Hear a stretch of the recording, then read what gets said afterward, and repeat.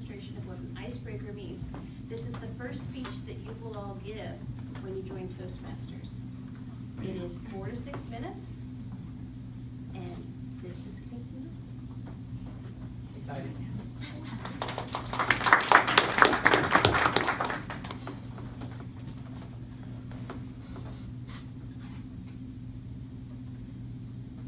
Let them see you sweat. Let them see you sweat. I didn't hear that when I was a kid. I actually heard, don't ever let them see you sweat. And I sweat. In northern Minnesota, if I would move even a little quickly with all my winter gear on, I would sweat. Don't ever let them see you sweat. I want to play a game with you, and I want to do a little time traveling with you. And the game is this. What is, get your hands over the buzzer, what is the #1 fear by the survey? Public speaking. Public speaking, yes. You win. Public speaking. So why am I here? Why are you guys here? It's the #1 fear. Let's time travel back. Quite a ways. Back to one of my ancestors, maybe me in a past life. Boab, part of the clan Bear, way back when in the caveman days. Let's look at it. We're on a hill overlooking the clan. Wow! And to interpretate that for you, Boab said, this is dumb, I'm out of here. And the clan leader said, you are out of here, we're kicking you out. And up on a hill, there are 2 saber-toothed tigers. And what do you think they said? Dinner. Dinner has arrived. And the other one said it tastes like chicken. Dinner arrived. So let's fast forward a few years to when I was little. My dad was really good at criticizing me. He really worked hard at it. So I thought I'd take the job on myself.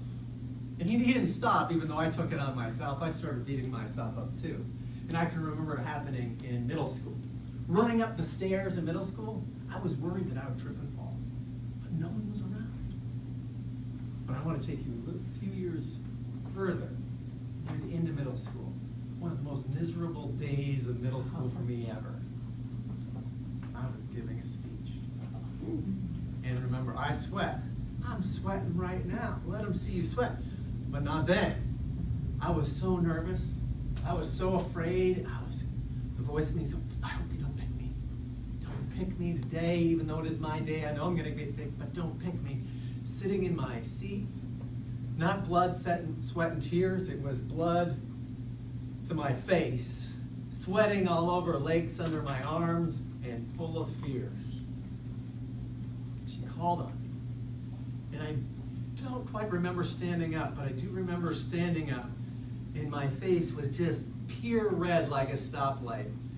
And sweat was just pouring from everywhere. I could feel it all over my body. I was shaking, and I don't remember anything. I just remember sitting down and going, I want to die. It felt horrible, absolutely horrible. Now, fast forward a few more years. Toastmasters, neophyte Toastmaster of 2000, Golden Triangle Club. Going in there, going, I hope they don't pick me for table topics. I hope they don't pick me for table topics. And at the end of the meeting, I could actually breathe. Oh, wow, I could take a full deep breath for the first time in the whole meeting. And either they had not picked me and I felt okay about it, but part of me said, but you wanted to learn and get better. Another part of me was happy. If they picked me, I beat myself up because of the answer I gave. That was a bad answer. That was dumb. Fast forward a few more years to look at some of these fears. Why did I talk about the caveman? Because the fear is not of speaking, it's of rejection. You know, when they say some people would rather be in the coffin than giving the eulogy, really? Really? You'd rather be there? But the fear is of rejection, being rejected. Because if we were rejected back then, it could mean saber-toothed tigers jumping on our back. That's that's what rejection could mean. So fear was big. And that fear runs in us today, unfortunately. We have that fear in us of being rejected because we get up here, we're in a dangerous position. You predators out there can see me. I may not run quick enough. So fear, fear, fear. And I want to share with you, this can help get over that, knowing that's not real. So many things we fear, we think are snakes, but they're actually ropes. And getting up here is really just like a rope. But I want to say, if you were to walk across a tightrope for $1 million, or maybe even something bigger, your freedom, $1 million, would you go? If it was 100 feet below, it was concrete, I wouldn't go. But what if there was a net? And I look at Toastmasters as kind of like a net. It's supportive, it catches you, it encourages you, it pushes you on. This is an incredible organization that's changed my life. So I can cross that tightrope and fall into the net, be supportive. And I've realized in my life, when I fail more, I succeed more. When I stop fearing failure, success starts to come even greater. So I hope you walk across the tightrope with the net below this Toastmaster Club. I hope you join. Thank you.